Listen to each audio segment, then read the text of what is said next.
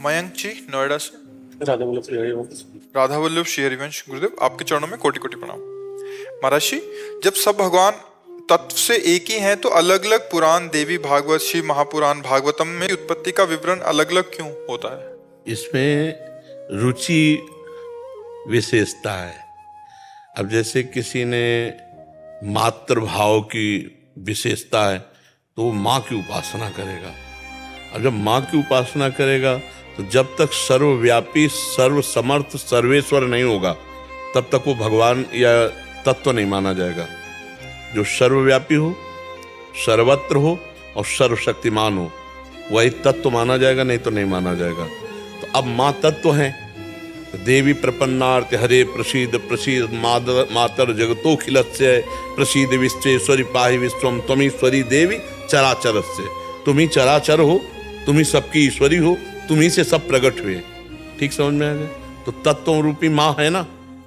अब गणेश जी आओ, तो जब गणेश जी की बात पढ़ोगे तो सब कुछ गणेश जी है। तुम ब्रह्म, तुम रुद्र, तुम सब कुछ गणेश जी हैं और सर्वव्यापी गणेश जी हैं। तो ये सिद्ध होना चाहिए कि तुम सर्वव्यापी तत्व की उपासना कर रहे हो, वही परमात्मा माना जाएगा। अब शिव जी में आ जाओ, वही सब कुछ है। शिव पुराण उठा के देखो। अब राम जी में आ जाओ, वही सब कुछ है। कृष्ण जी में सब। तो हमारे प्रभु ने भाव के अनुसार उपासनाएं व्यक्ति की, जैसे कोई भगवान को दोस्त मानना चाहता है, कोई भगवान को पिता मानना चाहता है, कोई भगवान को माँ मानना चाहता है, कोई भगवान को भगवान मानना चाहता है, कोई भगवान को भगवान न मानकर अपना पुत्र मानना चाहता है। जैसे भाव करो वैसे ही भगवान आपको प्राप्त। हमारे भगवान में ये सुविधा है, जैसे जैसे चाहो आप वैसे आप भगवान से दोस्ती कर लो, भगवान को आप स्तुति करो और आप भगवान को चाहे कटुवचन बोलो। जैसे जैसे तुम्हारा संबंध जोड़ना चाहो वैसे जोड़ लो, पर परिणाम उसका अलग अलग है। हाँ, तो हमारे भगवान में, हमारे धर्म में ये विशेषता है कि जिस भाव से चाहो आप भगवान को जप सकते हो, भज सकते हो और प्राप्त कर सकते हो। और जिस भाव से भजोगे वो सर्वव्यापी होगा। यहाँ तक जैसे गुरु, तो अब देखो गुरुदेव के लिए देखो, देवी के लिए बताया, राम जी के लिए बताया, सिया राम में सब जगह जानी चराचर जगत। ऐसे गुरु के लिए अखंड मंडल आकारम व्याप्तमेन चराचरम तत्पदम दर्शितमेन तस्मै श्री गुरुवे नमः। जब तत्व हम उसे ही मानेंगे जो सर्वव्यापी होगा, सर्वशक्ति संपन्न होगा। तो इसीलिए जिस पुराण को देखो वही सबसे श्रेष्ठ माना जाता है, क्योंकि वही श्रेष्ठ तत्व माँ बना है, वही शिव बना हुआ है, वही राम बना हुआ है, वही कृष्ण बना हुआ है, वही सब रूपों में कोई दूसरा तत्व हो। तो अब ये जो लड़ते हैं ना, ये अज्ञानी जीव हैं, इनको ज्ञान नहीं है। जिसे तुम माँ मान के भज रहे हो उसे वो पिता मान के भज रहा है, उसे वो प्रभु मान के भज रहा है, वो उसे पुत्र मान के भज रहा है, वही है। तो आप कह सकते हो माँ पुत्र कैसे हो सकती है, ईश्वर पुत्र कैसे हो सकता है? तो ये तुम्हारी सोच है ना, तुम्हारी सोच में इतनी दम नहीं है। तुम माँ की सोच में मिलाओ तब आप देखोगे। तुम ईश्वरी देवी चराचरस्य, चर अचर रूप वही सब बनी हुई है। वही माँ जो शक्ति है ना, वही चराचर रूप बनी हुई। और दूसरे शब्दों में या देवी सर्वभूतेषु बुद्धि रूपेण संस्थिता नमस्तस्यै नमस्तस्यै नमस्तस्यै नम। अब सबकी बुद्धि के रूप में वही विराजमान है। और अगर आप श्री राम जी को देखो तो जड़ चेतन जग जीव जत सकल राम मैं जानी। अब कृष्ण रूप में देखो तो वासुदेव सर्वमिति, सब कुछ वासुदेव है। ब्रह्म रूप से देखो तो सर्वम खलमिदम ब्रह्म ने नास्ति किंचन। वो एक ही तत्व के अनंत नाम, अनंत रूप, अनंत लीला है। हरि अनंत, हरि कथा अनंत। समझ में आ रही बच्चा जी? पर मतलब सृष्टि की फिर उत्पत्ति जो है वो अलग अलग क्यों? अपने से हुई, अलग अलग नहीं हुई। ये तुम्हें भ्रम है। ये सृष्टि का बाहरी स्वरूप जब आप पढ़ते हो तो अलग अलग आपको दिखाई देता है। बाहरी में हम आपको एक ही करके दिखाते हैं। सबसे पहले भगवान, ये बाहरी रूप है, अंतर रूप नहीं कर, अंतर रूप दूसरा है। सबसे पहले भगवान, भगवान अपने आप से ही जल प्रकट करके और अपने ही स्वरूप शेष रूप में आप ही भगवान नारायण के रूप में शयन करते हैं। समझ में आ गया? जल भी भगवान, शेष भी भगवान, नारायण भी भगवान। योग निद्रा में शयन करते हैं और अपने स्वरूप काल को छूट दे देते हैं। इस काल माने समय, समय आने पर हमें जगा देना।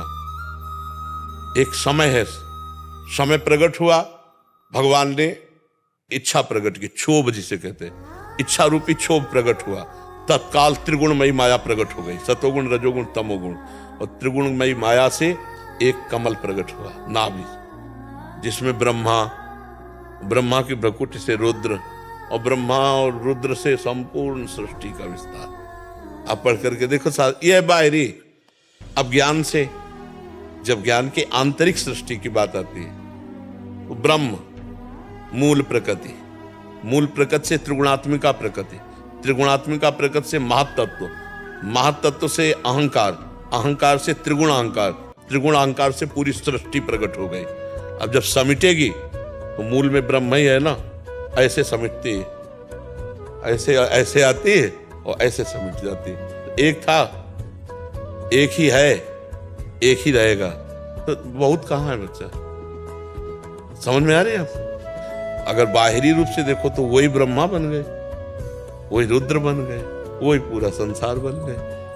ब्रह्मा के पास कोई सामग्री थी क्या सृष्टि बनाने की? नहीं ना। तो ब्रह्मा ही तो अपने संकल्प से, भगवान के संकल्प से ब्रह्मा, और ब्रह्मा के संकल्प से सारी सृष्टि प्रकट हो गई। तो है मूल में कौन? भगवान ही तो है ना। अब एको हम बहुश्यामा उपनिषद कहता, मैं एक बहुत रूपों में हो जाऊं तो हो गए बहुत रूपों में। यहां द्वैत है ही नहीं, केवल ये सब अज्ञान में लड़ाई झगड़ा, हमारा पंथ तुम्हारा पंथ, हमारा ग्रंथ तुम्हारा ग्रंथ, इसी में लड़ाई झगड़ा हो रहा अज्ञान में। ज्ञान में बच्चा कुछ नहीं।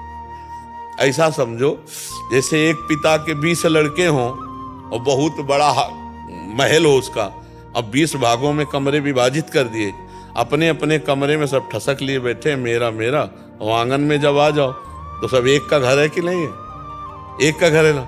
तो बस ऐसे छोटे छोटे धर्म के टुकड़े बना लिए गए।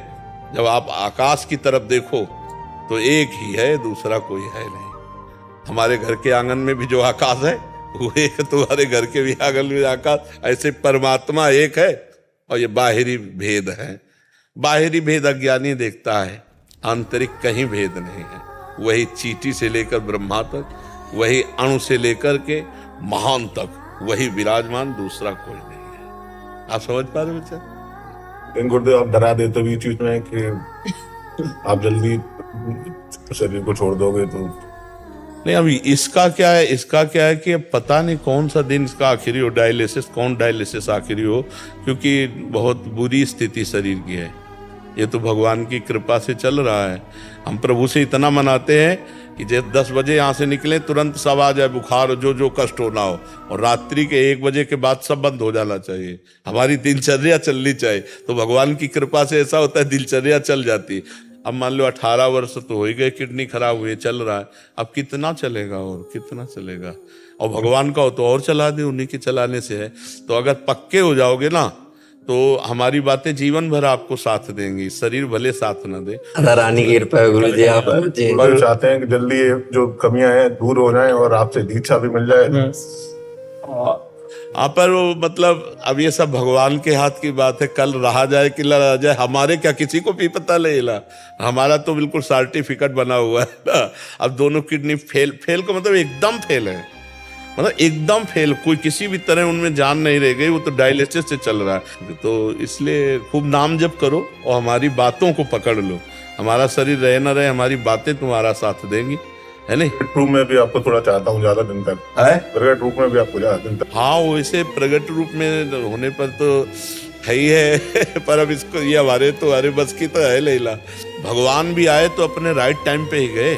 125 वर्ष का समय लेके आए तो 125 वर्ष में अंतर्ध्यान हो गए। बड़े बड़े गुरुजन जो सर्व सामर्थ्यशाली थे अपने समय से ही चले गए, उनको जितना समय था समय पूरा किया, चले गए। अब और कौन नहीं चाहता कि हमको अपने गुरुजनों का सानिध्य मिले, पर यही है कि ये भगवान का खेल है, वो जितने दिन रखना चाहते, इसलिए वो लाभ ले लो जो लेना चाहिए वर्तमान में। आगे ये तो चाह सबको होती है, हम भी चाहते हैं कि हमारे संत जन गुरुजन बने रहें। जैसे स्वामी राम सुखदास जी जब अंतर्ध्यान हुए तो रोना आया बहुत जोर से कि हमारे भारत के लिए, हमारे साधकों के लिए जो उनके अंदर पीड़ा थी कि साधक समझें, भारतीय समझें कि उनका सनातन क्या है, उनका धर्म क्या है, उनका जीवन क्या है। तो ऐसे संत जब केवल साधकों के लिए पूरा जीवन, तो जब वो अंतर्ध्यान हुए तो बड़ा रोना आया। पर वो नियम है इस संसार का, जितने दिन रहना है उतने दिन ही रहना है, फिर यहाँ से तो जाना है। तो पता नहीं भगवान कितने दिन रखे, ये भी हो सकता है। स्वस्थ शरीर का वो चले जाएं और बीमार का वो बने रहे वर्षों, ये भी उनका खेल। हमको डॉक्टर ने कहा था कि बहुत वो 2.5 साल 5 साल जियोगे आप, और आपकी किडनी ऐसे खराब हो रही। 18 साल तो हो गए, डॉक्टर पता नहीं है कि नहीं। हाँ, और अभी देखो भगवान चलावे तो कहा ऐसे 20 वर्ष से चलता रहे। ऐसे ऐसे हैं कितने डायलिसिस वाले हैं ऐसे कि 25-25 साल से डायलिसिस हो रहा है। तो ऐसे हैं, तो भगवान का चलाना चाहे तो 20-25 साल चला दें, और उनका का हो तो सामना मिले और राधे श्याम हो जाए। बड़ा खेल विचित्र है, इसीलिए खूब भजन करना चाहिए। गुरु जी आपको कुछ हुआ तो हम लोग क्या होगा फिर? नहीं, भगवान सब संभालते हैं, भगवान सब संभालते हैं। कुछ भी होता है प्रॉब्लम तो एकांतिक सुन लेते हैं। कुछ लाइक आप जैसे बताते हो कि सोहनी लगा देते हैं डेली, सुनने से ज्ञान में सोहनी, वो सोहनी लगाने वाला ही होता है। साधकों को तो बल मिलता ही है संभाषण से। भगवान का ऐसा नहीं हो सकता जैसे हम लोग थोड़ी प्रार्थना करते, श्री आपका कष्ट थोड़े आप लोगों को दे रहे आप। नहीं, ऐसा कोल काहू के सुख दुख कर दाता, और निज कृत कर्म भोग सुन भ्राता। अपने कर्म का भोग भोगना ही पड़ता है जीव को, ये भगवान का खेल। हाँ, हम तुम्हारे ले सकते हैं, तुम हमारे नहीं ले सकते, ये बात है। जब जैसे शिष्य को देखा जाए कि बहुत पीड़ा में है तो वो जान भी नहीं पाएगा, उसके प्रारब्ध भोग लेकर के भोग लेंगे। लेकिन गुरुजन अपने कभी प्रारब्ध किसी शिष्य को नहीं दे सकते, क्योंकि वो ऐसा नहीं कर सकते। कभी आज तक ऐसा नहीं आया। शिष्य कोई महान बलशाली ऐसा गुरु का प्रतापी भजनानंदी ऐसा, जो वो बात अलग कि चोरी चोरी गुरु के प्रारब्ध को घसीटने की चेष्टा करे। नहीं तो गुरुदेव इतने कृपाल, जैसे माँ वो स्वयं कष्ट सह सकती, अपने बच्चों को कष्ट नहीं दे सकती। ऐसे हर संत, जैसे हमसे कहा गया कि हमारी किडनी ले लो, नहीं भाई, तुम्हारा पेट फाड़ के और हमारे में लगाया जाए तो हम ऐसा जीवन नहीं जीना चाहते। हमारी श्री जी अगर जिलाना है तो इसी से जिला देंगे, इसी से चला रहे हैं। देखो हमारे में बिल्कुल दम नहीं है, लेकिन हम आपसे बात कर, थोड़ा हमको अभी टाइट कर दो, ऐसे कोई प्रश्न करो तो अभी हम ऐसे दहाड़ने लगेंगे कि तुम्हारी आवाज नहीं खुलेगी। आवाज अभी आप मतलब कोई ऐसा विपरीत बात हो जाए जो धर्म के विरुद्ध, तो अभी आप देखोगे हम दहाड़ने लगेंगे एकदम। बिल्कुल आपको नहीं लगेगा किडनी फेल है, क्योंकि वो परमात्मा सामर्थ है। तो अगर वो चाहें तो वो 25 वर्ष जिला सकते हैं। जैसे इस समय अवस्था 55 की होगी, 55-56 ऐसी अवस्था होगी। तो एक महात्मा ने हमको कहा था, अचल बिहार में जब थे तो बहुत शरीर में कष्ट था, तो बर्तन मांज रहे थे श्री जी को स्नान कराने।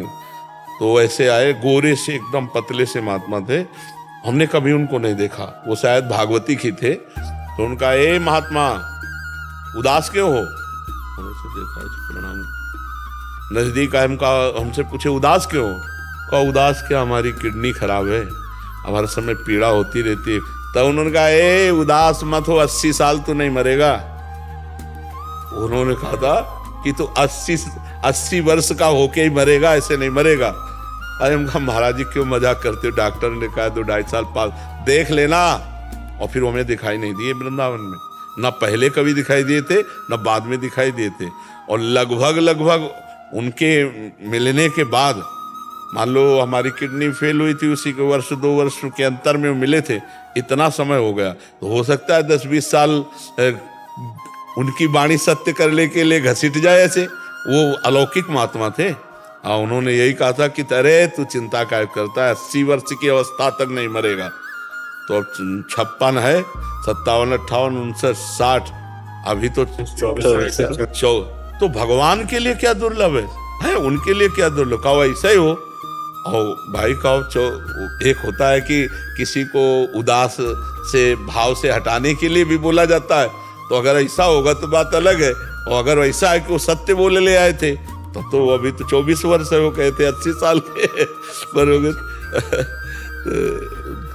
निरंजन दास जी, ये आप कह रहे हैं कि साधना करने में कभी कभी लगता है कि और करें, लेकिन कभी कभी मन में बहुत सारी बातें आ जाने के कारण भजन नहीं हो पाता। ऐसी परिस्थिति में महाराज जी मार्ग देखो, वैराग्य के मार्ग में मन की बातों की उपेक्षा की जाती है। जैसे कोई पागल आदमी खड़ा हमसे बात कर रहा हो, हमें पता है पागल है, तो हम उसकी बात नहीं सुनेंगे ना, उसकी बात ध्यान नहीं देंगे। आप अपने पागल मन की बात ध्यान क्यों देते हैं? आप मन थोड़ी हैं। सत्संग डट के सुनो तो फिर विवेक जागृत हो जाए। आप साक्षी हैं मन के, कभी ऐसा जानते हैं? आप मन के अंतःकरण के साक्षी हैं। आप साक्षी भाव जानते हैं? शायद नहीं। अगर जानते होते तो ये प्रश्न ना होता। साक्षी भाव से मतलब मन को आप देख रहे हैं ना, हमारी बात को पकड़ो तो सुन। आपने मन को देखा कि वो गलत बातें, बहुत प्रपंच की बातें, संसार की बातें प्रकट करता है। वो आपका ही नहीं, सबका मन प्रकट करता है, क्योंकि अनंत जन्मों में बहुत सी हमारी बातें मन ने पकड़ रखी हैं। अब जब हम भजन में बैठते हैं तो भजन उनको हटाता है, मन को निर्मल करता है। तो मन की जो जितनी भी गंदी अच्छी बातें हैं वो सब निकलती हैं, और जब निकलती हैं तब साधक ये देख कर घबरा जाता है। उसको लगता है आ रही हैं, आ नहीं रही, वो जा रही हैं। वो जो भी अच्छा या बुरा आपके सामने पेश करता है, आप साक्षी मात्र रहें और अपना भजन बढ़ाते चले जाएं, वो सब नष्ट होता चला जाएगा। अब आपको अभी गुरु कृपा से साक्षी भाव आया नहीं है, इसीलिए आप उसमें डगमगा जाते हैं, इसीलिए आप उससे प्रभावित हो जाते हैं।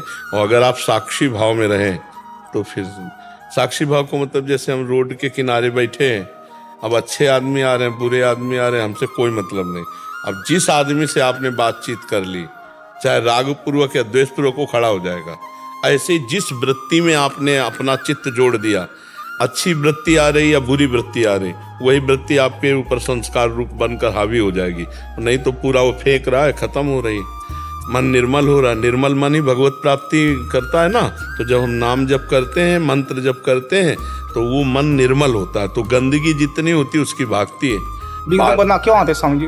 विघ्न बाधा बहुत आए थे भजन ध्यान में। नहीं, कोई विघ्न बाधा नहीं। आप हमें बताओ क्या विघ्न बाधा है?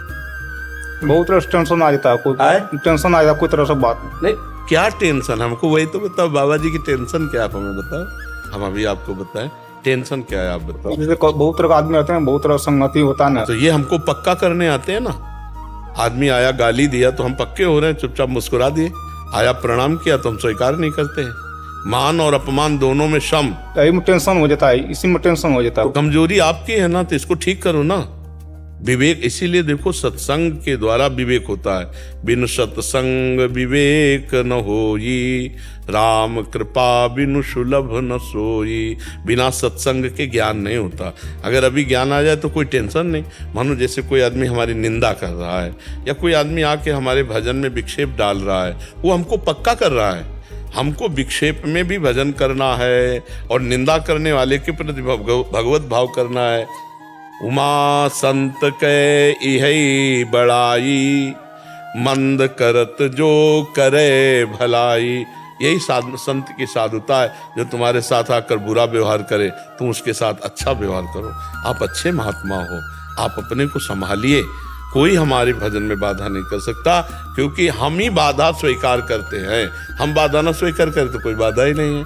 तो हमको हर विक्षेप पर विजय प्राप्त करनी है। हम बैठे हजारों लोग आकर बातें कर रहे हैं, तो हमको अपने स्वरूप में रहना है। हमको किसी बाजार में जाते हैं, इत्र लेना है तो इत्रे की दुकान से मतलब, दुनिया बिक रही, हमसे क्या मतलब है। ऐसे ही हमारे सामने मन दुनिया के सामाने फेंक रहा है, दुनिया की बातें फेंक रहा है। ऐसे दुनिया के लोग आकर कोई मान, कोई अपमान, कोई निंदा, कोई स्तुति, कोई शोरगुल, हमें कोई विघ्न नहीं है। अपने अपने सब स्वभाव के अनुसार बरत रहे। आप समझ पा रहे हो कि नहीं समझ पा रहे? क्योंकि कहाँ भाग के जाओगे? जहाँ भाग के जाओगे विघ्न वहीं दिया जाएगा, क्योंकि बिना विघ्न के पक्के नहीं बनोगे। विघ्न आने पर ही साधु परिपक्व होता है। जितना साधु विघ्न सह जाएगा उतना ही पक्का होगा। औजार तभी पक्का काटने लायक बनता है जब पहले आग में और फिर हथौड़े से उसका मुंह पीटा जाता है, और इतने पे भी नहीं, फिर उसको रख के रगड़ा जाता है, तब धार बनती, फिर कहीं चला दो तो कट जाएगा। ऐसे ही हमारी बुद्धि माया को काटने के लिए पहले जलाई जाएगी, तपाई जाएगी, तब जाकर के बात समझ में आती है कि हाँ परमार्थ क्या है। तो इसलिए आप बहुत कमजोर हो चुके हो। आप कमजोर मत हो, ब्रह्मचर्य धारण करो, पवित्र आहार करो और लड़ना सीखो। किसी से मत कहो तुम भाग जाओ, नहीं, तुम ही अंदर हो जाओ, अंतर्मुखी हो जाओ। अभी अंदर होना नहीं सीखा। जैसे हम अंदर अंतर्मुख हो जाए तो आप बस इतना हमको सुनाई देगा जैसे चिड़ियाँ चहचहा रही, बस। ऐसा नहीं कि हमें सुनाई नहीं देगा, सुनाई देगा, पर ऐसे चिड़ियाँ चहचहा रही। आपकी बात का धीरे धीरे हम अपने अंतर्मुख में हो जाए तो आप लाख हल्ला मचाओ, ढोल बचाओ, हमें से कोई मतलब नहीं रहेगा। अब अभ्यास किया जाता है वैसे, सर्वात्मना न विषिदेत बहिरेंद्रियाणी। अब जितने विघ्न हैं वो सब बाहर हैं और हम अंदर आ बैठ जाते हैं गुफा के अंदर, अपने अंदर जाके, और वहाँ शुरू करते हैं राधा राधा राधा, कोई विघ्न नहीं वहाँ। अच्छा, अब जब अंदर, अब इस समय की बात कर रहा हूँ, अब अंदर आओ तो अंदर दुश्मन लगे हुए हैं, काम क्रोध लोभ मोह मद मत्सर, उनसे भी भिड़ो। ये बहुत बड़ा युद्ध है, बाहर और भीतर दोनों जगह से जो जीत जाता है वो त्रिभुवन विजेता महात्मा कहा जाता है। महात्मा, महान आत्मा, जो सब कुछ सह करके सबको परास्त कर दिया है। इसलिए आप हारो मत, डटे रहो, खूब मुझे आशीर्वाद दिया जाके ध्यान भजन में। हाँ बिल्कुल, खूब नाम जप करो। जो गुरु जी ने नाम मंत्र दिया ना, उस पे डट कर खूब नाम। और आहार विहार शुद्ध होना चाहिए। भोजन शुद्ध है, भोजन बनता वैसी में करते हम लोग। हाँ, कोई नशा वशा तो नहीं करते। हाँ, नशा न करना, क्योंकि कलयुग है आजकल, जो है साधु महात्मा। गुरु महाराज जो है चाय तभी मना कर दिया है, चाय तभी नहीं पीता है, चाय भी नहीं। हाँ, कोई बात, क्या बात, बहुत अच्छी बात। तभी आप आए हो उस परमार्थ जानने के लिए। महाराज वो पूरे पक्के संत थे वो। जी जी, तो आप पक्के संत बनो। 8 नंबर नाम वृंदावन में जो ना अखिल भारतीय सत्संग हुआ था, हमारे गुरु भाई साहब आए थे, आपको प्रश्न पूछे सब। हाँ, नहीं, खूब आनंद से भजन में लगो। भजन ना, इस आश्रम को संभाल लेना, हृदय को, तो सब बड़े आश्रम जीत गए। कुटिया भी नहीं है, इसको संभाल लिया तो विश्व विजयी महात्मा है, वो परमहंस है, वो बादशाहों का बादशाह है। जो यहाँ के आश्रम को संभाल लिया ना, वो बादशाह का बादशाह है। मोह चाह काम लोभ इनको मिटा दिया, फिर क्या कहना है। चाह मिटी, चिंता मिटी, मनुआ बेपरवाह, और जिनको कछु न चाहिए वे साहन के साह। महात्मा बादशाह का बादशाह होता है। इसलिए मस्त रहो, खूब नाम जप करो। विश्वभूषण जी उड़ीसा से। श्री राधा वल्लभ सिंह जी, जय श्री राधे महाराज जी, आपके चरणों में कोटि कोटि प्रणाम। महाराज जी, गुरु किसको बनाना चाहिए? जो प्रभु से साक्षात्कार किया हो, या फिर उन्हें जो एक पुरातन गुरु परंपरा से जुड़े हैं और प्रभु के आराधना करते हुए नाम जप कर रहे हैं? अच्छा, पहली बात तो है कि गुरु भगवान को बनाना चाहिए, पहली बात। अब भगवान से प्रार्थना करनी चाहिए कि प्रगट रूप में हमें अगर गुरुदेव की जरूरत है तो आप हमें पहुंचा दो या आप मिल जाओ। क्योंकि कोई व्यक्ति मनुष्य गुरु नहीं होता है, कोई साधक गुरु नहीं होता है। साधक और मनुष्य गुरु कृपा पात्र होते हैं, गुरु सिर्फ भगवान होते हैं।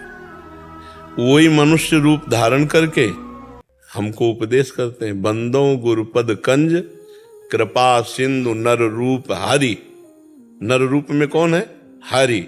महामोह तम पुंज, जासु वचन रवि कर निकर। अब हमारा मन बुद्धि प्राकृतिक, हम सिद्ध पुरुष को तो नहीं जान पाएंगे। अगर हम सिद्ध का अनुमान लगाएंगे तो ऐसा लगाएंगे कैसा वैभव है। अरे बोले बड़े संत हैं, रुपया देख के, वैभव देख करके, प्रभाव देख करके आप क्या देख पाए? माया ही तो देख पाए ना, तो आप गुरु को कैसे पहचानोगे? गुरु को तो भगवान जानते हैं, क्योंकि वही गुरु बनते हैं।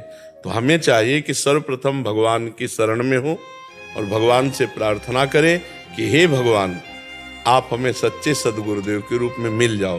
तो वो अपने सच्चे स्वरूप में पहुंचा देंगे, या उनको आपके पास या आपको उनके पास, जैसा हमने प्राप्त किया है। हमने भगवान से ही प्रार्थना किया था कि हम कहाँ ढूंढें, आप ही हमें सदगुरुदेव से मिलाओ। तो कंचन, कामिनी, कीर्ति, तीनों विजय प्राप्त किए हुए महापुरुष भगवान ने मिला दिया। तो गुरुदेव की प्राप्ति भगवान के द्वारा होती है और भगवान की प्राप्ति गुरुदेव के द्वारा होती है। समझ रहे? सबसे पहले भगवान श्री कृष्ण को गुरु बनावे, हरि को गुरु बनावे, कोई बंदे कृष्णम जगत गुरु, फिर वो पहुंचा देंगे जहां पहुंचाना। मेरी सलाह, क्योंकि अपनी बुद्धि से हम 2-4 बातें देख सकते हैं, गुरु जी की स्थिति क्या है तुम कैसे देख पाओगे? क्योंकि तुम्हारे पास स्थिति का ना तो ज्ञान है ना स्थिति है। और गुरु बनाया जाता है स्थिति प्रज्ञ महापुरुष को। अरे जो खुद नहीं पहुंचा वो हमें क्या पहुंचा देगा? जो खुद नहीं छूटा वो हमें क्या छुटा देगा? तो हमको मुक्त पुरुष चाहिए, सिद्ध पुरुष चाहिए। वो सिद्ध पुरुष और भगवान में कोई अंतर नहीं होता। तो हम पहले भगवान से बात करें, वो जानते हैं कौन सिद्ध पुरुष है, वो वहां पहुंचा देंगे। समझ गया? पहले भगवान को गुरु, वही गुरु भगवान है, वही भगवान गुरु है। गुरु गोविंद न भेद कराए, दोनों में अभेद है। तो भगवान से प्रार्थना करो, वो मिल जाएंगे गुरु रूप से। प्रमोद जी, राधा वल्लभ श्री राधे राधे महाराज जी, आपके चरणों में कोटि कोटि प्रणाम। महाराज जी, जब हमारा शरीर हमारे स्वरूप से अलग है तो इस शरीर की किसी गलती से हमारा भजन क्यों रुकता है? क्योंकि आप इसे अपना माने हुए हैं ना, इसे आप अपना माने, आप अलग नहीं माने हुए हैं। अलग मान लो तो अनंत जन्मों का हिसाब किताब अभी सब खत्म हो जाए। आप अलग नहीं माने हुए हैं, इसमें चतुराई नहीं चलेगी। अवश्य में भोक्तव्यम कृतम कर्म शुभाशुभम। आप खा रहे हैं, पी रहे हैं, सोच जा रहे हैं, आप अच्छे बुरे कर्म कर रहे हैं, आप स्वाद ले रहे हैं, तो आपको नरक भी जाना पड़ेगा, आपको स्वर्ग भी जाना पड़ेगा, आपको दंड भी मिलेगा, आपको विक्षेप भी होगा, आपको विपत्तियां भी होंगी। आप इन्हीं से हट जाओ। जब हम जान गए कि हम शरीर नहीं, तो इसके प्रारब्ध को भोगने दो। नया कोई कर्म संकल्प पूर्वक करो मती, संकल्प पूर्वक कोई कर्म करो मती। जो कर्म हो रहा है वो भगवद अर्पित करते रहो, उसे मिथ्या समझो। दो में एक बात कर लो, गुणानुगुण वर्तनते, या तो गुणों के अनुसार हो रहा है या तो भगवान को समर्पित, अभी मुक्त हो जाओ। लेकिन बहुत कठिन है, कह देना कठिन है कि हम शरीर नहीं हैं, लेकिन पूरा का पूरा काम हम शरीर हैं, यही आता है। जब हम छोटी सी बात करें, प्यास लगती है तो हम ये कहते हैं क्या शरीर को प्यास लगी? उस समय कहाँ गया था ज्ञान कि शरीर मैं नहीं हूँ? उस समय कहाँ गया था? ये भूख लगी यार, भोजन पवा दो। आप उसमें इतना तन्मय हो, और जब ज्ञान की बात आएगी तो कहोगे हम शरीर नहीं है, तो इतने से माया पर विजय प्राप्त तो नहीं होगी। शरीर को अलग हर समय, खाते पीते उठते बैठते सोते जागते समय, हर समय अलग अलग है, तो अलग देखो। जब अलग देखोगे तो उसकी पहचान क्या है कि आप शरीर को अलग देख रहे हैं? आप इच्छा रहित हो जाएंगे, आप इच्छा रहित हो जाएंगे। आप मान लो इनके लिए क्या इच्छा करते हैं? इनके लिए कोई इच्छा नहीं करते आप, क्योंकि इनको जानते ही नहीं है। तो आपको शरीर को जान गए हो कि मेरा स्वरूप नहीं है, अलग है, मर जाने वाला, नाशवान, तो इसके लिए क्या इच्छा होगी आपके अंदर? कोई इच्छा नहीं होगी। इसका प्रारब्ध है रबड़ी खाने को मिल रहा है तो रबड़ी खा लिया, इसका प्रारब्ध थप्पड़ चल रहे तो उसको शरीर सह रहा है। जैसे शरीर मैं नहीं हूं, इसकी सिद्ध स्थिति जड़ भरत जी में थी। तो एक दस्यु जो है, दस्युओं का सरदार, चोरों का, उसने एक भद्रकाली से कामना की थी कि यदि हमारे संतान हो गई तो हम तुम्हें नर बलि चढ़ाएंगे। वो तो दुष्ट स्वभाव के ही थे। संयोग बसात संतान हो गई तो एक आदमी को पकड़ लाए, किसी को भी पकड़ लाए, और उसको अच्छे अच्छे पदार्थ खवाए जा रहे थे। तो एक ने कहा खा लो, अभी गला उतार। उसको ये पता नहीं था कि मुझे क्यों खवाया जा रहा है। अवसर मिला, वो भाग पड़ा, पकड़ में नहीं आया। और जो सैनिक जन थे उन्होंने सोचा कि अगर नर पशु नहीं मिला नर बलि देने के लिए तो हम लोगों में किसी की बलि दे देगा। तो ढूंढ रहे थे तो ये जड़ भरत जी मिल गए, अष्टपुष्ट भगवदाकार वृत्ति महात्मा। अब इनको पकड़ लाए, पूर्ण ज्ञान है, स्नान कराया गया, चंदन तिलक लगाया गया, खूब बढ़िया भोजन पवाए गए, पा रहे हैं। सामने तलवार पूजी गई, गर्दन झुका दी गई, झुका दिया। शरीर का प्रारब्ध है, चंदन लगाया जा रहा है, शरीर का प्रारब्ध है, भोग पाया, शरीर का प्रारब्ध है, तलवार से काट दिया जाएगा। यह है मैं शरीर नहीं हूं। देवी जी के सामने इतने बड़े महाभक्त की हत्या, तो देवी जी का शरीर फट गया, असहनीय हो गई। काली जी क्रोधित होकर प्रकट हो गई, वही तलवार लेकर अपने जितने पूजा करने वाले थे सबको काट के फेंक दिया। अब जड़ भरत जी ने देखा कोई रोकने वाला नहीं, तो ना तो काली जी को प्रणाम किया ना कुछ, चल दिया। ये स्थिति। तो ये कहना कि मैं शरीर नहीं हूं और ये सिद्ध हो जाना कि मैं शरीर नहीं हूं, बहुत बड़ा अंतर, बहुत बड़ा अंतर। जब शरीर में पीड़ा का अवसर आवे, उस समय आपके अंदर हो कि मैं शरीर नहीं हूं, बहुत बड़ी बात है ना। तो इसलिए वास्तविक अंदर से बैठा हुआ मैं शरीर हूं, तो फिर उसका भोग भोगना पड़ेगा। जैसे एक बगीचे में, बहुत बड़ा बगीचा था एक विद्वान ब्राह्मण का, तो गाय ऐसे चरती हुई आ गई, तो उन्होंने खेल खेल में एक पत्थर का टुकड़ा उठाया और ऐसे गाय के मार दिया, वो सीधे मस्तक पे लगी, वो गाय मर गई। अब गौ हत्या प्रकट हुई, और वो बड़े विद्वान थे। गौ हत्या आई और कहा मुझे स्वीकार करो, मैं गौ हत्या हूं क्योंकि तुमने मारा। तो हाथ में देवराज इंद्र का वास है, तो उनका मैंने नहीं मारा, हाथों में देवराज इंद्र का वास है, इंद्र ने मारा, इंद्र के पास जाओ। तो इंद्र के पास गौ हत्या गई, तो इंद्र ने कहा हमने कब मारा? तो बोले ब्राह्मण कह रहा है कि हाथों में देवराज इंद्र का वास है, और हाथों ने मारा तो मतलब देवराज इंद्र ने मारा। देवराज इंद्र ने कहा कुछ मिनट रुको, अगर वो सच्चा ज्ञानी है तो हम स्वीकार कर लेंगे गौ हत्या। नजदीक गए एक अच्छे धनी मानी के रूप में, और पंडित जी, अरे वाह पंडित जी इतना सुंदर बगीचा किसने लगाया? बोले मैंने। अच्छा पंडित जी, ये बावड़ी और कुआं कितना सुंदर है, ये किसने? बोले मैंने। वाह पंडित जी, ये तो बहुत सुंदर बना है, पूरा का पूरा आपने किया है? बोले सब अपने हाथों से किया। बोले गौ हत्या? गौ हत्या देवराज इंद्र, गौ हत्या से कहा चढ़ इसके ऊपर। ये अज्ञानी केवल आरोप कर रहा है, बड़ा बुद्धिमान बनता, चढ़ इसके ऊपर, गौ हत्या उसके ऊपर। तो कच्चा ज्ञान जो है वो कर्म बंधन और आवागमन चक्र से नहीं, सच्चा ज्ञान जो अनुभव वो आता है गुरु सेवा से, खूब भजन करने से, शास्त्र स्वाध्याय करने से, दैन्य और पवित्र आचरण करने से, तब सच्चा ज्ञान होता है। सच्चा ज्ञान ही तो माया मुक्त कर सकता है। नहीं, ज्ञान तो बहुत है लोगों को, रुपया कमाने का, नाना प्रकार की सामग्री इकट्ठा करने का बहुत ज्ञान है, लेकिन माया से मुक्त होने का ज्ञान तो किसी किसी को होगा, और वही ज्ञान वास्तविक ज्ञान है, नहीं तो सब अज्ञान ही है। नहीं महर्षि, यद्यपि भक्तों की आंतरिक स्थिति तो मतलब वो खुद जानते हैं, उनके प्रभु जानते हैं, बट जैसे अपना स्वरूप की स्थिति में आ जाना ये बहुत बड़ी बात है हमारे। हाँ बिल्कुल, मतलब ये तो कोई गिने चुने ही होंगे। हाँ हाँ बिल्कुल बिल्कुल। गोस्वामी तुलसीदास जी ने कहा है कि जैसे शरद ऋतु में वर्षा कहीं कहीं होती है, ऐसे ही भगवान के ज्ञानी भक्त या प्रेमी भक्त कहीं बिरले ही होते हैं। वृष्टि सारदी कहूँ कहूँ हो रही, जिनको पाओ भगत एक मोरी। कोई बिरला कोई भक्त होता है सही माने में, पाखंड और दम्भ रहित, ऐसे बिरला कोई ज्ञानी। पढ़ लिख के बोल देना मर्जी आसान लगता हाँ, है, प्रवचन करना भी आसान लगता है, बट इनकी स्थिति जो आंतरिक स्थिति है बहुत बड़ी लगती है। वो हाँ, तभी तो भगवान भी कह रहे हैं ना गीता में, सा महात्मा सुदुर्लभा, वासुदेवा सर्वमिति सा महात्मा सुदुर्लभा। जो भगवत स्वरूप को प्राप्त सर्वत्र भगवान का दर्शन करता है, ऐसा महात्मा तो बड़ा दुर्लभ है ही है। तो वो महात्मा गृहस्थ भी हो सकता है, वो विरक्त भी हो सकता है। महात्मा एक पदवी है, स्थिति है, वो कोई वेशभूषा से लेना देना नहीं है। अगर स्थिति महात्मा की महात्मा वाली नहीं है तो वो भेष में भी रहते हुए पाखंडी हो सकता है, दुष्ट हो सकता है, नीच हो सकता है। असली कोई भगवान की प्राप्ति वाला तो बिरला महात्मा होता है। नहीं तो नारी मुरी घर संपत्ति नासी और मूड मुड़ाए भय सन्यासी। अब उनको भगवान से मतलब नहीं, भजन से मतलब नहीं है। भगवान की प्राप्ति करने वाला महात्मा, ये तो दुर्लभ बात हुई, जिसने अपने जीवन को किसी कष्ट से पीड़ित होकर नहीं, भगवान के लिए अपना जीवन भगवान को दे दिया। ऐसे कोई बिरले महात्मा। महाराज जी असली को कैसे पहचाने?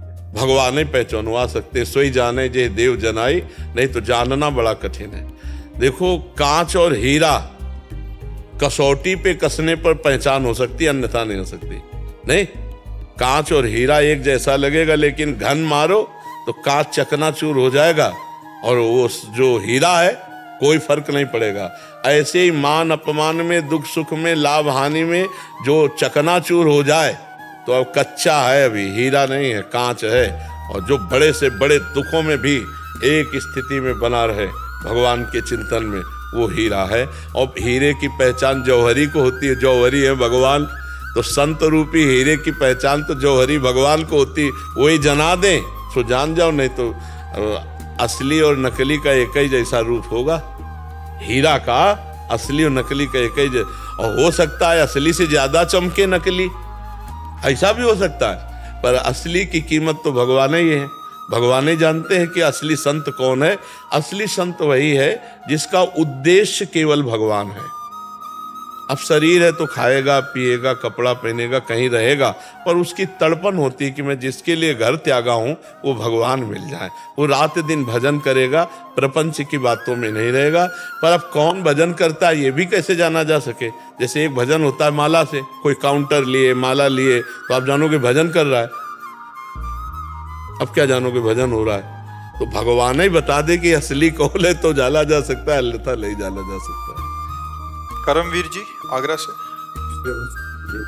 गुरुदेव आपके चरणों में साष्टांग प्रणाम। गुरुदेव, अभी पिछले साल फौज से सेवानिवृत्त लेकर आया हूँ। सोचा था अब आराम से सुबह सो के उठूँगा और अपनी ज़िंदगी मौज से जीऊँगा, पर 6-7 महीने पहले आपकी गिरफ्त में आ गया और आपको अपना गुरु मान लिया। आपकी कृपा से श्री जी के चरणों की तरफ बढ़ने की कोशिश कर रहा हूँ, पर अभी अंदर बहुत कमियाँ देख रहा हूँ। अभी गुरुदेव मन में बहुत डर लग गया है कि जल्दी से कमियाँ दूर नहीं हुई तो क्या होगा, कैसे होगा। ये बहुत कृपा है आपके ऊपर। सच्ची पूछो तो राष्ट्र सेवा का फल मिला। नहीं, ये जो अंदर भावना कि अब मौज मस्ती करेंगे, ये कोई जीवन नहीं है। मनुष्य जीवन इसके लिए नहीं मिला। मनुष्य जीवन मिला लड़ने के लिए। पूरा जीवन लड़ो और विजय प्राप्त करो। देखो, अब आपकी असली लड़ाई शुरू हुई है।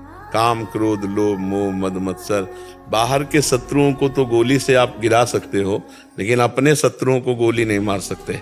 काम को, क्रोध को, लोभ को, मोह को, इच्छाओं को आप अपने नहीं मार, और इच्छाओं को नहीं मारा तो उनके गुलाम हो कि नहीं, विचार करो। अभी आप स्वतंत्र नहीं हुए। स्वतंत्र तब माने जाओगे जब काम, क्रोध, लोभ, मोह, मद, मत्सर इनको रौंद डालो, इंद्रियां और मन तुम्हारे अधीन हो, तब तुम स्वतंत्र हुए। तब आप स्वतंत्र, अपने इस देश के स्वतंत्र, अभी स्वतंत्र नहीं इस देश के गुलाम हो आप। मन के गुलाम, इंद्रियों के गुलाम, काम के गुलाम, क्रोध के गुलाम, लोभ के गुलाम, मोह के, अहंकार के गुलाम है कि नहीं? आप देखो, विचार कर। इससे जब तक हम मुक्त नहीं होंगे तब तक मानव देह का लक्ष्य हम नहीं प्राप्त कर पाए। इसलिए बड़े भाग्यशाली हो जो सत्संग सुनने को मिला। अब खूब नाम जप करो। और दूसरी बात, डरो मत। थोड़ा डरना तो अच्छा है, पर ज्यादा डर जाने में फिर घबराहट में साधना भी नहीं होगी। अगर हम अभी राधा बोल रहे हैं और अभी हमारे प्राण निकल गए तो अभी भगवत प्राप्ति हो जाएगी। हम कमजोर हैं, हमारे अंदर सारे विकार हैं, पर अभी हम राधा राधा राधा बोल रहे हैं तो उसको भगवत प्राप्ति हो जाएगी। जैसे घोर वैश्यागामी व्यभिचारी था ना अजामिल, और अपने पुत्र को पुकारा नारायण, और अंतिम समय था तो भगवत प्राप्ति हो गई ना। तो इसीलिए हम कहते हैं हर समय राधा राधा राधा राधा कहो। तो जिस समय आपका प्राण छूटेगा, अगर राधा निकल गया तो भगवत प्राप्ति हो गई। तो आप चिंता मत करो, और नाम जब करोगे तो आप धीरे धीरे ठीक होते चले जाओगे, अंदर से ठीक होते चले जाओगे। और कै बजे उठते हो सुबह? कभी जल्दी उठ जाता हूँ गुरुदेव, कभी थोड़ा सा नहीं, वैसे कै बजे लगभग? कभी 4 बजे भी उठ जाता हूँ, कभी 5 बजे, कभी 7 बजे। नहीं, उसे एक नियम बना लो। आज हमसे मिलन हुआ है तो एक नियम बना लो, अलार्म लगा लो घंटी का, 4 बजे उठ जाया करो। आप 4 बजे उठते हो और हम 12 बजे उठते हैं और 8 बजे शयन करते हैं। 8 बजे शयन करते हैं, 9, 10, 11, 12 से 1 बजे तक बैठना, और इसके बाद फिर शौच स्नान और 2 बजे रोड पे आ जाना। और अभी देखो हमारी ड्यूटी चल रही, ये 9:30, 10 बजे तक ड्यूटी चलेगी हमारी, फिर जाके कुछ प्रसाद पाना। तो आपको तो शरीर स्वस्थ है भगवान ने दिया। तो अगर आप 10 बजे सो जाओ तो 11, 12, 1, 2, 3, 4, 6 घंटे होते हैं। 6 घंटे बहुत सोना होता है। क्यों? 4 बजे का नियम ले लो। और इसके बाद जो है बैठकर भजन की मत सोचो, टहलते हुए भजन नहीं, सो जाओगे। फिर बैठकर भजन होने तो घड़ी में देखो 6 बज गए, 7 बज गए, ऐसे होता है। अभ्यास नहीं है ना, तो जहाँ बढ़िया आप चद्दर ओढ़ करके जहाँ ऐसे बैठे ना, तो बैठे बैठे सो जाओगे। तो टहले, थोड़ा व्यायाम करे, थोड़ा उसे व्यायाम करना चाहिए। करते तो नहीं हो आप, नहीं कर रहे हो आप, फिर ये शरीर बेकार हो जाएगा। अब जैसे आपका शरीर जो है ना, इसको व्यायाम की जरूरत है, तो थोड़ा थोड़ा अभ्यास कीजिए और 2-4 किलोमीटर दौड़िए। आप आर्मी में रहे हो, अगर दौड़ भाग नहीं करेंगे तो आपका शरीर गड़बड़ हो जाएगा। आप अपनी वही फौज वाली सिस्टम रखिए शरीर के लिए। 2-4 किलोमीटर तो दौड़िए सुबह। आप देखिए फिर कैसा, जब शरीर स्वस्थ रहेगा ना, ताजी हवा, तो भजन में भी मन लगेगा। और सत्संग सुनिए और हर समय नाम जप का अभ्यास। जब दौड़ रहे हैं तो उस समय भी अंदर राधा राधा राधा राधा राधा राधा राधा। ठीक है? ठाकुर जी घर में विराजमान है कि नहीं? हाँ, तो उनकी सेवा कीजिए, समय समय पर उनको भोग लगाइए, उनकी आरती कीजिए, उनको पद सुनाइए, उनको भागवत सुनाइए, रामायण सुनाइए। सुनाते हो कुछ? पद नहीं सुनाता हूँ, रामायण सुनाते हो? भोग लगाता हूँ। लेकिन थोड़ा तो सुनाओ उनको, उनकी कथा सुनाओ उन्हीं को। तो जैसे राजा महाराजा के सामने उसका जस गावे ना, तो प्रसन्न होकर के, तो ऐसे वो प्रसन्न हो जाएंगे हम पर, उनका यश सुनाए। भागवत के 1 अध्याय रोज सुनाओ, रामायण की 10-5 चौपाइयाँ सुना दो, क्रम बाई क्रम ऐसे नियम बना लो, नियम पूर्वक जीवन व्यतीत करो। भगवान ने जब तुमको पेंशन दे दी है नहीं, और अगर अपना काम चलाना चाहे तो नमक रोटी से चैन से खा पी के आराम से जिया जा सकता है। आखिरकार मरना तो है ही, तो अब हमको वो कमाई करनी चाहिए जो मरने के बाद हमारे साथ चले। यहाँ तो सब यहीं रह जाएगी। तो इसलिए नाम जप करो, एक अध्याय भागवत का सुनाओ ठाकुर जी को, थोड़ी देर रामायण सुनाओ, चाहे 2 भाग में, सुबह भागवत सुना दिया, शाम का रामायण सुना दिया, और नाम जप करो और अच्छे कार्य करो और मेहनत करो, बैठो मत। चाहे ना कुछ हो तो 2-4 बीघा खेती खरीद लो, थोड़ा उनसे मेहनत करो, खेती तो होगी। हाँ जरूर करो। ये आलस्य प्रमाद, ये शरीर तुम नहीं हो भैया, इसको ज्यादा भी मोटापा बढ़ा लोगे तो उठना बैठना परेशानी कर देगा। ये तुम नहीं हो, इसको और कसो। अब अगली बार आओ तो कम से कम 5 किलो वजन कम करके आओ, ठीक है। हाँ स्वस्थ रहो। आर्मी का आदमी वैसे ही दिखाई देना चाहिए बूढ़ा होने तक। जय हिंद बोले तो बिल्कुल लगे कि हाँ भारत का सैनिक रहा है। तो थोड़ा व्यायाम भी करो, ठीक है। पता लगा महाराज जी 2-3 साल में पहुंचे 5 किलो कम करने में। हाँ नहीं, 5 किलो कम करना ज्यादा नहीं है। अगर ये उचित भोजन करें तो हम वैसे महीना 2 महीना का चांस रखते हैं कि महीना 2 महीना में आ जाना चाहिए, तो 2 महीना में 5 किलो कम हो जाएगा। अगर ये कम भोजन करें और रोज 2-3 किलोमीटर दौड़ लगावें तो चूंकि आर्मी के हैं ज्यादा फालतू है नहीं, 5 किलो बहुत फालतू होगा, हो जाएगा, तो हो जाता है। हम तो ऐसे कह दिया धीरे धीरे कम कर लो, धीरे धीरे कम कर लो। नहीं हाँ ऐसे। चेतन शर्मा जी साउथ अफ्रीका से। महाराज जी मैं साउथ अफ्रीका में एक कंपनी में अकाउंटेंट का कार्य कर रहा हूँ। वहाँ मैं अकेला रहने के कारण तथा सही गलत का ज्ञान न होने के कारण मुझ में अहंकार की भावना आ गई है, जिसके कारण जाने अनजाने में मेरे माता पिता का अपमान कर देता हूँ। मेरे माता पिता ने आपको गुरु रूप में स्वीकार किया हुआ है। उन्होंने आपके वीडियो मेरे पास भेजे, जिन्हें सुनकर मेरे द्वारा किए गए माता पिता के अपमान को सोच सोच कर अभी ग्लानि सी हो रही है, जिससे मेरा मन अस्थिर है। महाराज अरे वो तो प्रायश्चित हो गया, जैसे हृदय में जलन हुई ना तो वो पाप कट गया। अगर अभी माता पिता उपस्थित हैं तो उनकी सेवा करो, कैसे भी बने अब कर लो, अब चूक ना करो। वो भगवान है, मातृदेवो हो पितृदेवो हो। हम आपको अपने पिता की बात बता रहे हैं। हमारे पिता जिस दिन हम भागे उसके 3 दिन बाद हमको पकड़ा गया। खोजबीन सब शुरू हुई तो 3 दिन बाद पकड़ा गया कि एक गोरा लड़का है वहाँ जंगल में देवी के मंदिर में रह रहा है। तो पहले बड़े भाई आए तो उनको तो कठोर शब्दों से कह के, बहुत विवेक प्रवीण था, बचपन में भी बहुत विवेक प्रवीण था। मतलब प्रवीण ना होता तो संसार की यात्रा काटते हुए भगवान ऐसे कैसे लाते। तो जब पिताजी आए तब हम मिल गए, क्योंकि वो एक कठोर स्वभाव के और बहुत धर्मात्मा पुरुष थे। उनकी हम आंखों में कभी आंसू नहीं देखा। बहुत ही दृढ़, सर्दी गर्मी भूख प्यास सब बर्दाश्त करके संतों की सेवा करना, गृहस्थ एकदम किसान आदमी ऐसे। तो जब वो आए तो हमारे मन में आया कि मारेंगे अगर हम आँख खोलेंगे, बात करेंगे तो उत्तर हमारा मानेंगे नहीं है, और इनकी हम अवहेलना कर नहीं सकते। तो आँख मूंद के बैठ गए। जो ही देखा पिताजी आ रहे सो आँख मूंद के बैठ। वो नजदीक आए अपने स्वभावश, उठ खड़ा हो, नहीं खड़े, खड़ा हो, नहीं खड़े। तीसरी बार का आप खड़ा हो जा तो हमें लगा डंडा पड़ेगा चौथी बार। तो खड़े हो गए, बच्चे ही थे, खड़े हो गए। तो चाचा जी वगैरह उनको बड़े भैया कहते थे, तो हम भी पिताजी नहीं कहते थे, हम भी बड़े भैया कहते थे। तो हम कहा बड़े भैया आपसे एक प्रार्थना करें। उनका बताओ। हम कहा ये जिंदगी भगवान के नाम है, आप चाहे काट डालो ना घर जाएंगे ना आपकी बात मानेंगे। तो हम उनकी कृपा की बात बता रहे हैं। एकदम चैप्टर बदल गया, जैसे भगवान की कृपा ना।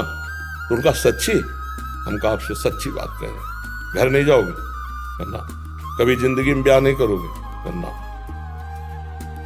बोले खड़े हो जाओ, खड़े हो जाओ। ऐसे छाती से लगाया, कहा राम राम राम 3 बार ऐसे छाती से लगा, राम राम राम ऐसे कहा। जाओ, अगर ऊसर में भी बैठोगे तो फूलों की वर्षा होगी। जाओ, जिंदगी में कभी तुम्हारा कोई बाल बांका नहीं कर सकता। पर एक बात ध्यान रखना, अगर आप बाबा जी बनते हो तो हमारा आशीर्वाद ऊसर में भी बैठोगे तो फूल बरसेंगे, और जिंदगी में कोई बाल बांका तुम्हारा नहीं कर सकता। और अगर कहीं किसी की बहन बेटी देखी तो फिर तो हम कहा जिंदगी में आप इस बात को कभी नहीं सुनोगे। तो वो तो पधार गए, कई वर्ष हो गए उनको पधारे हुए, पर उनका आशीर्वाद, माता पिता का आशीर्वाद भगवान का आशीर्वाद होता है। हाँ, तो इसलिए अगर माता पिता से कभी कटु व्यवहार हो जाए तो हमें लगता है अगर वो जिंदा हैं तो अभी बहुत बढ़िया अवसर है उनकी सेवा करके हम क्षमापन करके अपने मातृ पितृ ऋण से उऋण हो जाए। हमारा ऋण भी तो है केवल रुपया कमाना खाना पीना नहीं। देखो उस अवस्था को सोचो जब आप सोच कर देते थे, लघु शंका कर देते थे, तब उनके तुम्हें तो ज्ञान नहीं था, वो अपने वस्त्रों को भी पवित्र करते आपको भी, और कभी आपको मारा नहीं पीटा नहीं जब आप अबोध अवस्था में थे। अब आप बोधवान हुए तो आप उनको कटु वचन बोले, अगर उनकी सेवा ना करें। देखो बूढ़े माता पिता ऐसी स्थिति आ जाती है कि उठना मुश्किल होता है, अपनी सेवा करना मुश्किल होता है। अच्छा स्वभाव में चिड़चिड़ापन आ जाता है। आप लाख सेवा करोगे, दूसरा कोई आएगा तो आपकी वो निंदा करेंगे कि कुछ सेवा नहीं करता, फिर भी आपको बुरा नहीं मानना उनकी सेवा। अगर ऐसा कर ले गए तो मातृदेवो भव पितृदेवो भव, माता पिता का आशीर्वाद भगवान से मिला सकता है। भगवान से, माता पिता साक्षात भगवान ही है, सब में भगवान। माता पिता तो मातृ शास्त्र कहता है, हमारा उपनिषद कहता है मातृदेवो भव पितृदेवो भव। तो आप माता पिता की आराधना करो। जो गलती हो गई है उसका तुम्हें ताप हुआ इसलिए क्षमापन हो गया है। और जहां तक हो सके अर्थ प्रधान बुद्धि ना रखो, धर्म प्रधान बुद्धि रखो। पहले धर्म है, फिर अर्थ है, फिर काम है, फिर मोक्ष है। तो अर्थ भी कमाओ। अगर माता पिता के पास अर्थ भेजने से काम चल जाता है तो बढ़िया है, नहीं बनता आपकी जरूरत है तो आप या तो भारत आओ या उनको वहां ले जाओ, उनकी सेवा शुश्रूषा जरूर करो। क्योंकि हर आदमी यही चाहता है मेरे एक संतान तो हो ही जाए। बोले किस लिए? बोले बुढ़ापे में काम आएगा। नहीं आता है कि बुढ़ापे की लकड़ी तो है ना हमारे पास। और अब क्या होता है, नए नए बच्चे वृद्धाश्रम भेज दिए जो धन संपन्न है, और नहीं संपन्न तो घर से निकाल दिए। बड़ी अव्यवस्था वृद्धों की होती है। तो जिन घरों में बड़े बूढ़ों का अपमान होता है उन घरों में कभी लक्ष्मी सफल नहीं होती, शांति नहीं, सुख नहीं, बड़े अशांति होगी, पक्का समझ लीजिए। और जो अपने माता पिता का अपमान करते हैं उनके पुत्र कभी ऐसे प्रवीण नहीं हो सकते कि वो अपने माता पिता को सुख दे। वो पूरा ब्याज सहित दुख देंगे, ब्याज सहित। इसलिए हमें लगता है कि अवसर है, हम जब भगवान के श्री विग्रह को रखकर प्यार कर सकते हैं तो चलते फिरते माता पिता में भगवान का भाव क्यों नहीं कर सकते? जरूर करना चाहिए। तो आपको बताएं, माता का जैसा प्यार एक भगवान ही है जो दे दे, नहीं दूसरा कोई नहीं है। क्योंकि वो तो सब माताओं की माता है, नहीं तो दूसरा सृष्टि में कभी प्यार नहीं मिलता। जो माता का प्यार होता है ना, जो माता अपने हृदय से लगा करके ना ऐसे ऐसे पुचकारती है ना, वो कहीं त्रिभुवन में नहीं मिलेगा आपको। अगर कोई प्यार करेगा ना बहुत आपको, तो आपका रूप देख के, रुपया देख के, शरीर देख के, भोग वासना की, लेकिन माँ ये सब नहीं देखती। अब भी जाए, इतने बड़े हो घर जाओगे ना तो भोजन पाया, रास्ते में भोजन पाया तुम, देखो पाओ और सो जाओ, फिर बात करेंगे। मतलब वो आपको सुख देने की बात सोचेगी आपके लिए। इतने बड़े हो लेकिन वो ऐसी बात करेगी कि जैसे लगता है छोटे बच्चे से बात कर रहे हो। संभाल के जाना, वहां देखो ये हम दे रहे हैं, ये उस समय खा लेना और इसे भूलना नहीं। मतलब ये प्यार कौन देता है? हाँ, संसार में तो सब स्वार्थ का व्यवहार चल रहा है। माता पिता को जरूर पूजा करनी चाहिए, माता पिता की सेवा करनी चाहिए। हम तो कहते हैं और भगवान विराजमान करो मत करो, माता पिता की आराधना कर लो, इसी से भगवान मिल जाएंगे, इसी से भगवान मिल जाएंगे।